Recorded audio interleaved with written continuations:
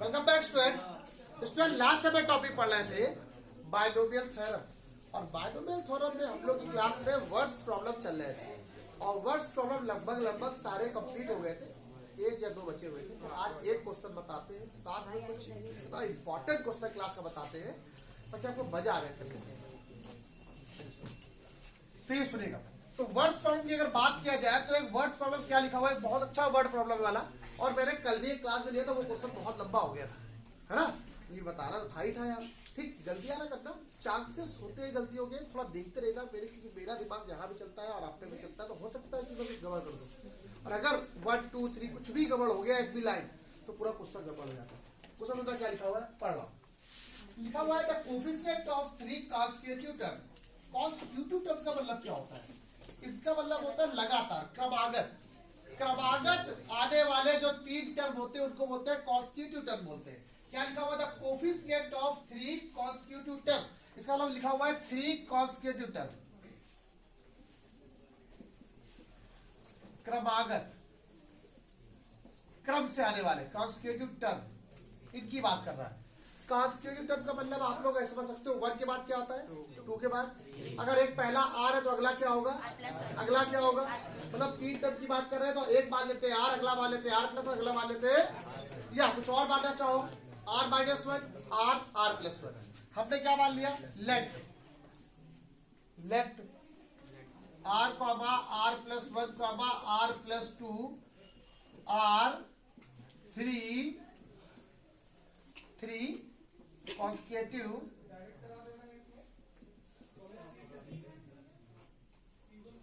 क्रमागत संख्या, क्रमागत पद है। किसके एक्सपेंशन की, ये तो बताया नहीं। In the expansion of 1 plus x की पावर n, और एक्सपेंशन किया गया 1 प्लस एक्स की पावर n का, और उनका रेशियो क्या लिखा हुआ है, 1:7:42।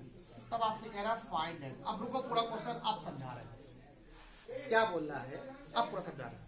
अब समझा रहे, दो मिनट जाओ।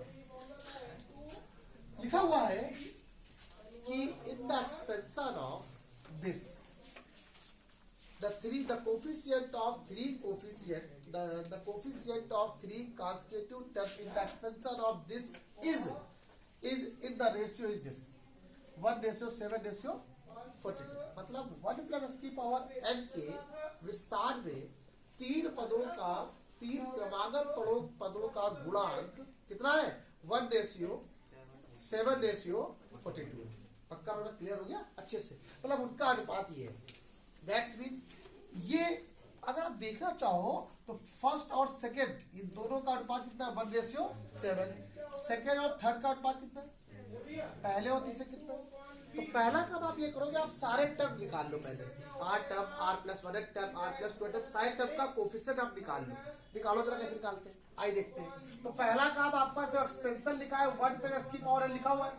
ठीक, इससे आप पहले क्या फॉर्मूला निकालोगे, टी आर प्लस 1 बराबर क्या होता है, एनसीआर एक्स की पावर n माइनस आर, और क्या आ गया, ए की पावर है। देखिए क्योंकि हम लोग लास्ट क्लास में चल रहे हैं, आज खत्म हो सकता है, कल एक दिन और हो जाए। देखिए मैं सोच रहा हूँ कि ये भी ना छूटे, ये भी ना छूटे। अब ये क्वेश्चन एक टॉपिक एक टाइप बच गया है कि वाला क्वेश्चन था एक कि 9n square minus 8n plus 1 is divisible by 64। इसको जरा प्रूफ में दिखाओ। या ए की पावर n माइनस बी की power is divisible by a minus b, या इससे इसको डिवाइड करने पर रिमाइंडर 1 बचता है। एक क्वेश्चन है ये बच गया था, मुझे लगा था आप बता देंगे। चलो अगर हो जाएगा तो आज ही बता देंगे, वरना कल की क्लास में बता देंगे भाई। मैं चाहता हूँ छूटे ना, चाहे 12 से 13 वीडियो बन जाए, 14 वीडियो बन जाए, लेकिन एक टॉपिक एक्स्ट्रा हो जाए, लेकिन क्वेश्चन ना कोई लीव हो। ऐसा होता है लीव हो जाता है तो फिर वो, देखिए ये जो चीज चल रही है वो हमेशा के लिए होती है, बच्चों को पढ़ने के लिए होती है। सर आपने एक टॉपिक को नहीं बताया, हो सकता है ना बताया, जो चीज नहीं ध्यान देगी नहीं ध्यान रहेगी। हाँ, अगर बिल्कुल इंपॉर्टेंट नहीं है तो भी ठीक है, नहीं बताया। कभी कभी ये भी हो जाता है कि वीडियो मिस हो जाती है, ठीक है, डिलीट हो गई वो, फिर वो दोबारा बन नहीं पाती। फिर जब कभी आगे दोबारा फिर पढ़ाएंगे, फिर बन जाएगी आपका। आगे देखिए ये लिखा हुआ है। अच्छा एक बात सुनो बेटा, टी आर प्लस 1। अच्छा एरिया तो है नहीं, आर आर है। एक्स कितना है, 1 की पावर क्या हो गया, और ये कितना एक्स की पावर आर। क्लियर हो गया। चलिए तो आप इसको एक काम करो, टी आर प्लस 1 लिख दो। ये हो गया एनसीआर और एक्स की पावर यहाँ से क्या आ गया, बताओ इक्वेशन नंबर ये बन गया। अब कौन सा टर्म निकालना है आपको, r f term, r plus one r plus, तो पहले आर टर्म निकालने के लिए कैसे निकालते हैं, तब one for r th term के लिए, तो आर टर्म कैसे निकालेंगे, r minus one plus one करना पड़ता है, याद है ना आप लोग को, जो जोड़ो तो आर तो आएगा ही आएगा, तो आर टर्म का मतलब क्या आ जाएगा, एच वन है, आर का वैल्यू कितनी आ गई, आर माइनस वन, और इसकी पावर कितना आ गया, इसका कोफिशिएंट क्या है, ये है, इसका कोफिशिएंट क्या है, n c r minus one, clear हो गया कि नहीं हो गया। अच्छा अगला वाला क्या आएगा, फॉर किसके लिए, बोलो किसके लिए, फॉर आर प्लस वन के लिए। अब आपको आर प्लस वन निकालना है, इसका मतलब है आर प्लस वन लिखा है पहले से निकाल चुके आपको, एनसीआर एक्स की पावर, इसका कितना आ गया, ये आ गया, आर प्लस वन निकाला तो आर प्लस वन लिखा है सबसे पैसे। अब आर प्लस टू निकालना है, तो आर प्लस टू क्या लिखेंगे हम लोग, आर प्लस वन लिखेंगे, तो ये जाएगा n c r plus one, x की पावर क्या आ गया, आर प्लस वन, इसका कोफिशिएंट क्या है, आया कि नहीं है, ये क्वेश्चन नंबर, इसको ये हो गया फर्स्ट, सॉरी ये तो सिलेक्ट किया है ना, तो आपका देखो ये इसको मान लेना फर्स्ट, इसको सेकंड, इसको थर्ड, और इसको क्या मान लो बेटा आप, फोर मान लो। अब देखिए तो हमने आपसे कहा आर एफ टर्म का कोफिशिएंट क्या लिखा हुआ है, आर एफ टर्म का कोफिशिएंट क्या लिखा हुआ है, अच्छा आर प्लस वन टर्म का कोफिशिएंट क्या लिखा हुआ है, इसका कोफिशिएंट क्या लिखा हुआ है, और क्वेश्चन में कह रहे हैं इनके जो कोफिशिएंट का रेशियो ये दिया गया, क्या दिया गया देखो जरा, NCR minus one ratio NCR plus one equal to 1 ratio 7 ratio 42। थोड़ा कोल्ड ज्यादा हो गया तो कफ बना हुआ है, इसलिए आवाज थोड़ी सी सही नहीं निकलेगी, ऐसा लग रहा है मुझे, जो फील हो रहा है ऐसे कह रहा हूँ। अब ये रेशियो में दिए गए, इसका मतलब है आप रेशियो में जब होंगे, मैंने आपको बताया था कॉम्बिनेशन चैप्टर में, जब तीन चीज रेशियो में दी जाती है तो वो दो में अलग अलग कर लेते हैं, आप कर लेते हैं, तो हम लोग क्या लिखेंगे, n c r minus one ratio n c r बराबर क्या आ जाएगा, 1 रेशियो 7, एक ये कर लो, और एक बार यहाँ पे लिख लो क्या, n c r ratio n c r plus one equal to क्या रहेगा, 7 रेशियो 42।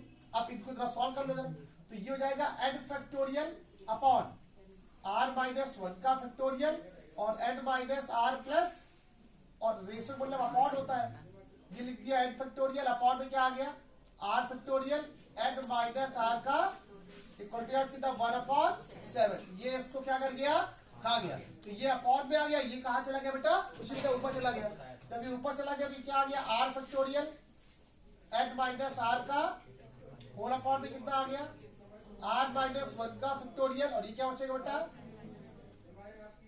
ये बेटा गलती हो गई, आप वन लिखा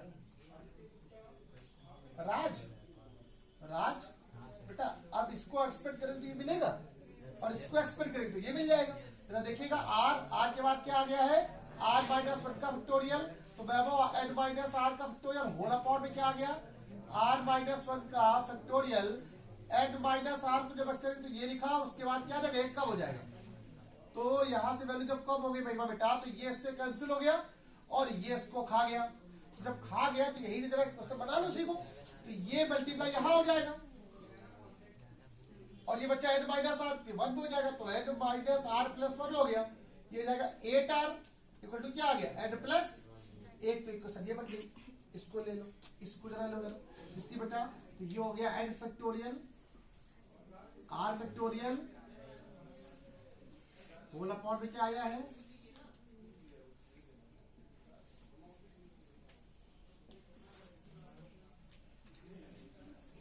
सेवन सिक्स होता है ना, 42 होता है, हमने यही पढ़ा। अब तुम लोग सिक्जा पढ़ते हो, हम लोग 6-7 के अंदर 7-7 42 पढ़ते हैं, हम लोग भाई हिंदी मीडियम वाले, हमने बचपन में ही पढ़ा है, ठीक, ये आगे ऊपर ये नीचे। अब देखो जरा आर प्लस वन का factorial n minus r minus one का फैक्टोरियल, अपॉन में क्या है बेटा, आर फैक्टोरियल और एन माइनस आर, देखिए इसको बहुत अच्छा है, इजी करना, एक्सपेंड करना, इसको एक्सपेंड करो तो ये मिल जाएगा, क्या आएगा, आर प्लस वन, अगला वाला क्या आएगा, अब इसको मत करना, हम नीचे वाले एक्सपेंड करेंगे, इस वाले को, इस वाले को, एन माइनस आर, अगला क्या आ गया, ये खा गया, ये खा गया, इसका यहाँ करा लो, कितना आएगा 6r+6 और n माइनस r ले जाओ तो 7r+6 कितना आ गया, तो n के लिए कितनी आ गई है। अच्छा ये क्या लिखा हुआ है देखो, एक क्वेश्चन 8r बराबर क्या आ गया n प्लस, इन दोनों इक्वेशन को सॉल्व कर लो, तो n के लिए कितनी है, क्या लगा 8r बराबर क्या आ गया 7r+6+1, तो r के लिए कितनी आ गई बेटा आपके पास, तो r के लिए यहाँ पे जरा 7 लगा दो उसी बात में, तो r के लिए 7 8 का कितना होता है 7 7 जा 49 और 49 और ये 55, तो n के लिए कितनी है बेटा आपके पास, बताओ बच्चों कोई डाउट है।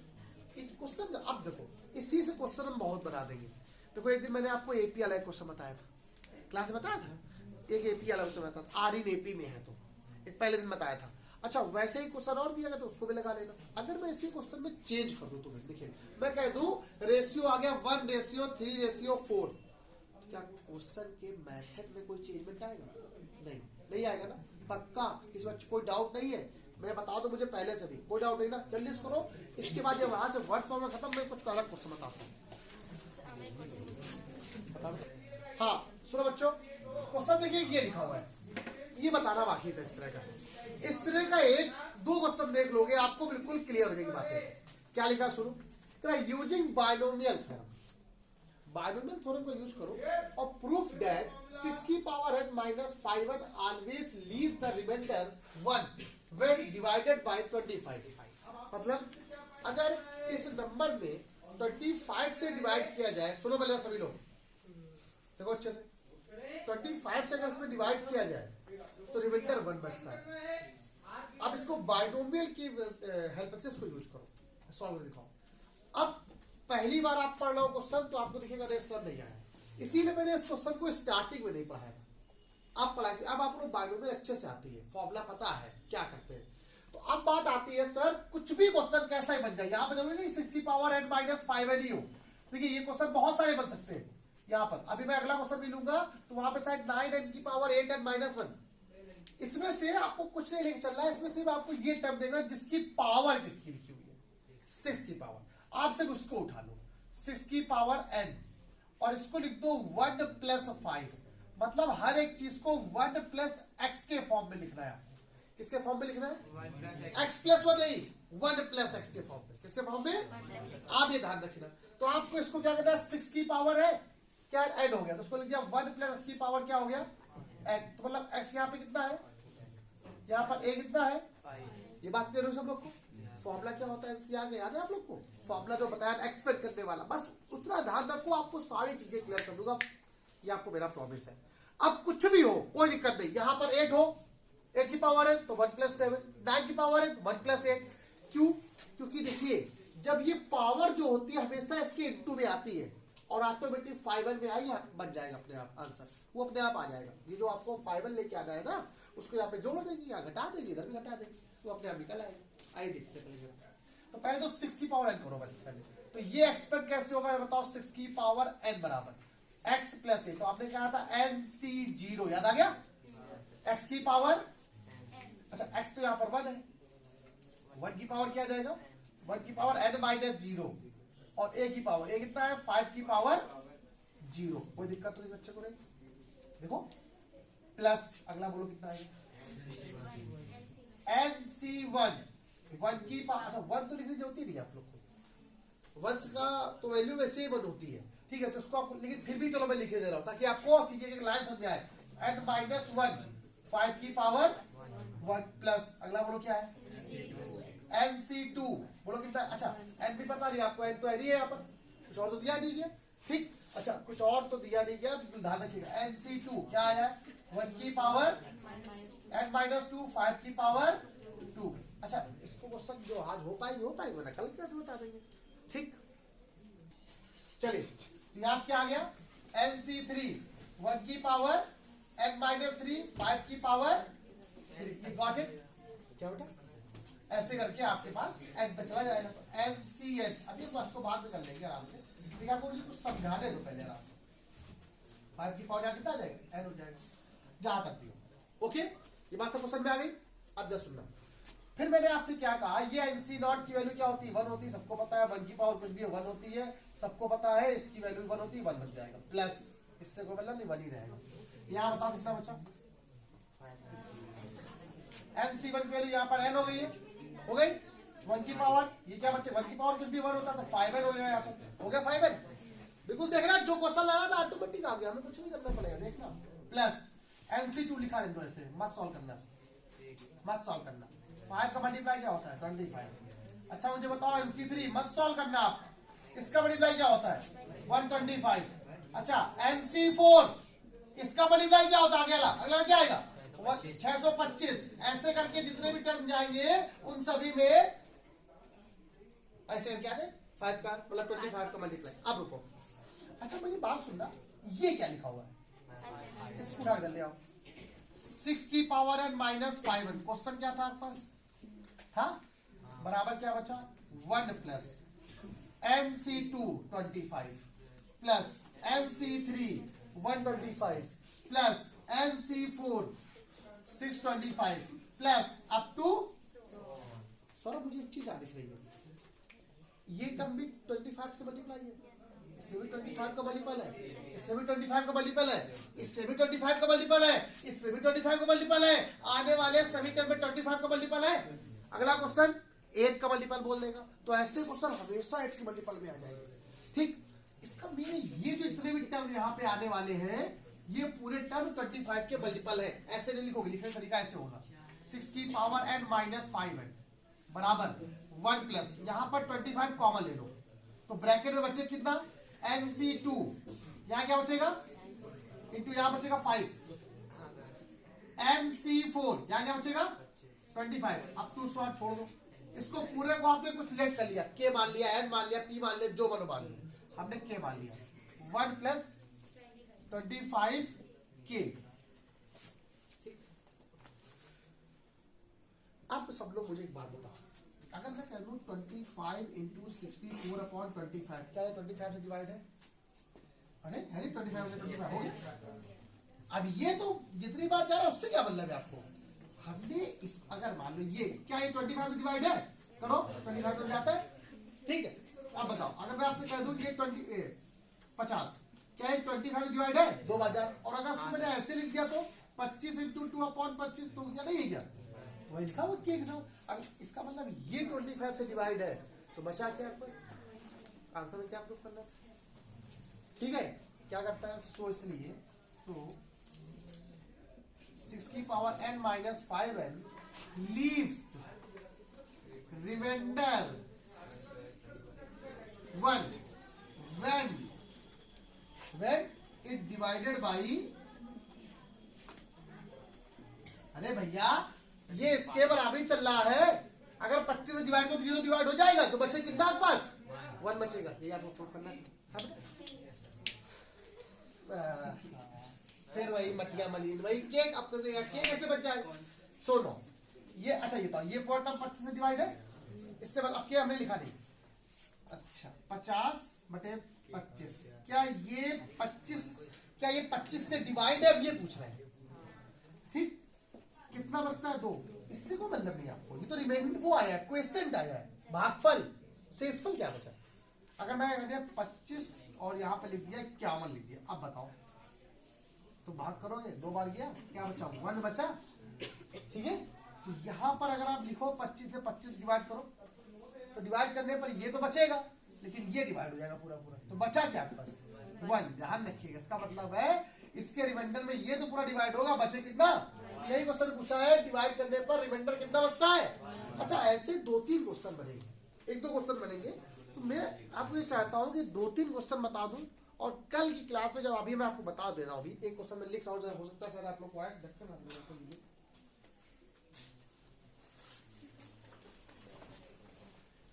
क्वेश्चन मैं लिख रहा हूँ, बताना कैसे हुआ आप लोग को, बोला बेटा आपने कहा अरे यार खोलिए, एक बहुत अच्छा क्वेश्चन वाला ये भैया, ये क्वेश्चन में छोड़ता नहीं, मुझे इतना एक्साइट नहीं है, मुझे लग रहा है आप लोग को ज्यादा ही इतना आज आप लोग को ज्यादा ही हो गया, कुछ ज्यादा अच्छे से आ गया शायद। कुछ क्वेश्चन ने बोला है, कह रहा 9 की power n plus 1 minus 8n minus 9, ये क्वेश्चन को दिया गया, कह रहा is divided by, is divisible by 64। Question ये दिया गया, सो करें ठीक।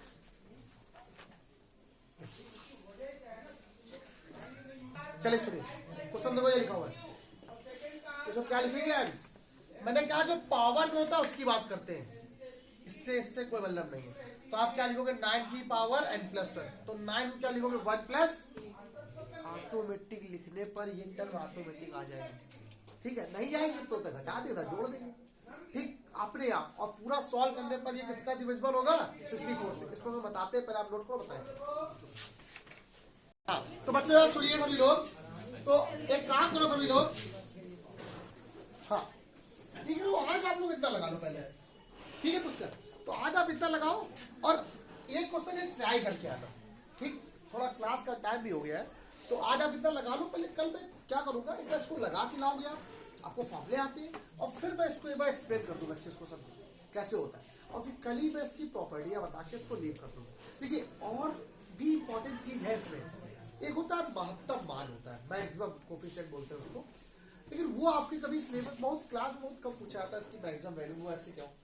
एक्चुअली वो IIT के लिए होता है, लेकिन उसको मैं अलग से जरूर बाद में पढ़ा दूंगा अगर कहीं आएगा, वैसे कहीं काम नहीं पड़ने वाला उसका, ठीक। तो जो जो चीजें काम पड़ती है उनको मैं अपने हिसाब से आपको जरूर पढ़ा देता हूँ, कुछ भी बचेगा नहीं आपका। तो आप एक काम करो, आज इतना लग रखो, नेक्स्ट टाइम पे आपको मैं इसके आगे और इसकी प्रॉपर्टी वो बहुत इंपॉर्टेंट बताऊंगा, ठीक है। तो आज के इतना ही, 12 क्लास।